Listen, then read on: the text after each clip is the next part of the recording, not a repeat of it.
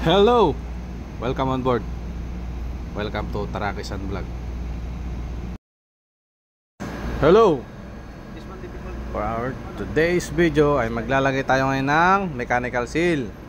Yang hinawakan na yan, yan po ay mechanical seal sa may cargo side. O, tignan nyo, mahirap yan ilagay kasi hindi yan nalagyan ng grasa. Mamaya tatanggalin ulit yan pagka nalagay na. Yan. Luluwagan muna yan sa gilid gamit ng Allen wrench. Yan, may Allen wrench yan para maluwag. Madali lang yung isalpak. Oh. One more try. Yun naman sa taas, yung mapapansin nyo, yung manauna doon, yun naman ay mechanical seal sa oil side. Yun sa may hydraulic banda. Yan. Pero nalagay na namin yan kanina. Yan. Dapat yan. Yan, grasahan yung banda.